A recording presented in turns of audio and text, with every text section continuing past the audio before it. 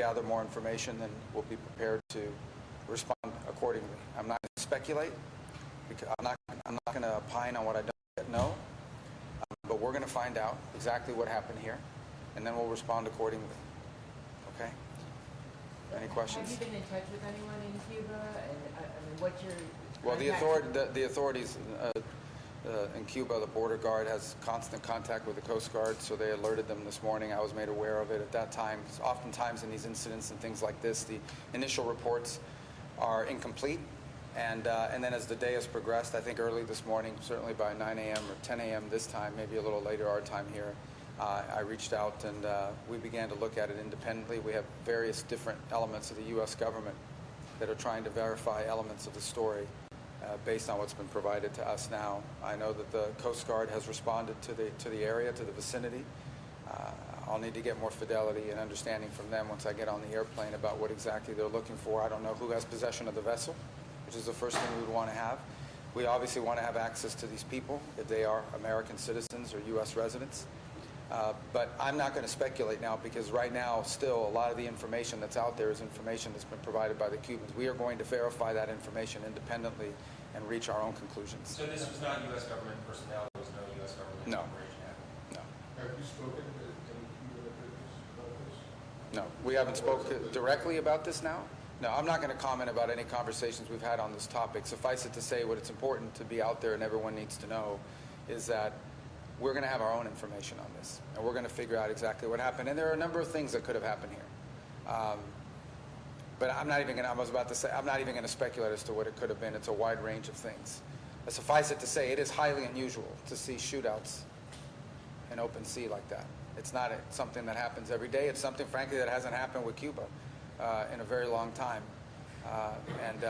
But we're going to find out. We're not going to base our conclusions on what they've told us. And I'm very, very confident that we will know the full story of what happened here, and we will know it soon. And then, we'll respond appropriately based on what that information tells us. If these were American citizens or residents, what kind of retaliation might we expect? Yeah, I'm not going to speculate on what the U.S. will do. What I'm telling you is that we're going to find out exactly what happened and who was involved, and then we'll make a determination on the basis of what we find out. And we're going to find out. But we're not going to just take what somebody else tells us. We're going to find out, and I'm very confident we will be able to know the story, independently verify facts about it. And just to clarify, you found out prior to the post-on accident? Yes. Well, and obviously there was an incident at sea, so we do have constant contact with them at the Coast Guard level, where they notify the U.S. Coast Guard on a variety of things, including migrants and so forth.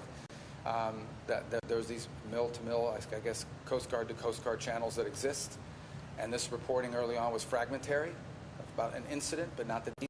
They provided more details in the social media post they put out, as well as a notice they sent to the embassy, or from their embassy to the State Department.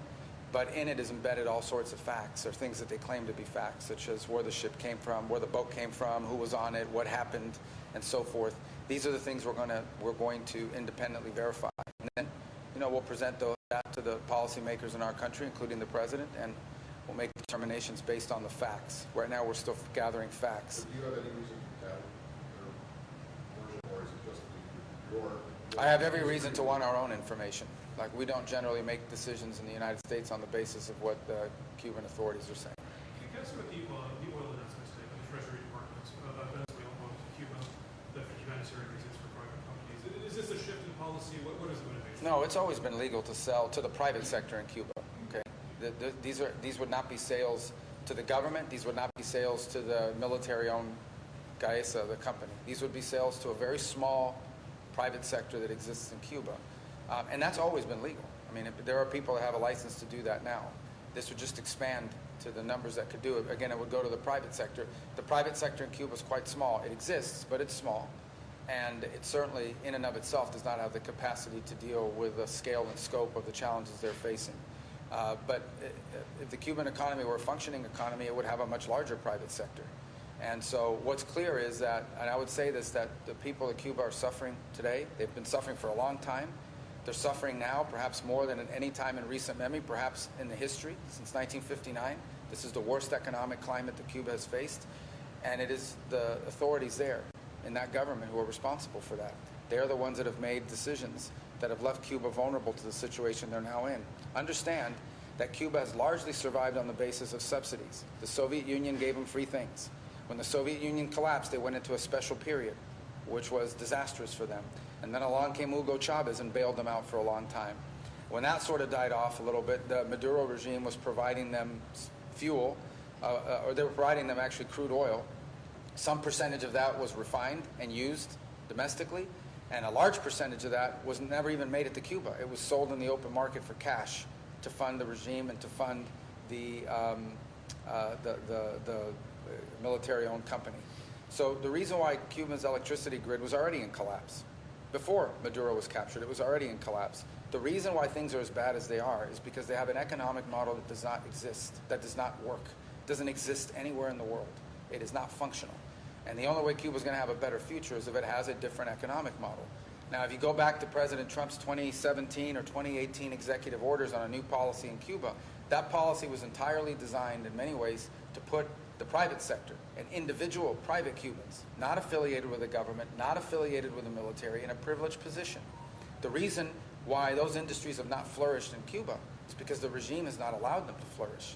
So now that they're in a crisis, there's an opportunity for them to import fuel in small quantities, granted, through a private sector. If we catch the private sector there playing games and diverting it to the regime or to the military company, if we find that they're moving that stuff around in ways that violate the spirit and the scope of these permissions, those licenses will be canceled. But it's the same reason why we provided humanitarian assistance. We provided humanitarian assistance in Cuba in the aftermath of the hurricane. We provided it through the Catholic Church, not through the government. And we're prepared to do something similar when it comes to fuel through the private sector, the small private sector. But that alone will not solve Cuba's very dramatic problems that have been caused by 60-some-odd years of mismanagement, ineptitude, and a failed economic model. There's been some reporting that this was a private boat that was trying to help some people escape Cuba. I don't know if you can comment on that, and if you can say whether you would advise people to not do that. What can you say about that? Yeah, well, first of all, I'm not going to comment about this specific boat until we have all the information. So I just want to be clear. I'm not going to speculate about whose boat it was, what they were doing, why they were there, what actually happened. I'm not going to speculate on that because it's not smart to do that until we have all the facts. Now, separate from that, yes, there have been people in the past that have run into Cuba to bring people and so on. It is illegal. It is a violation of federal law to run people back and forth. And we've caught people doing that in the past. It doesn't normally lead to shootouts, to be honest with you. But I'm not claiming that's what's happening here. I fair for me and probably on why is to sit here and speculate. It might be this and it might be that when we're going to know. We're going to know. And when we know, then we'll tell you and we'll do what needs to be done about it, depending on what it is.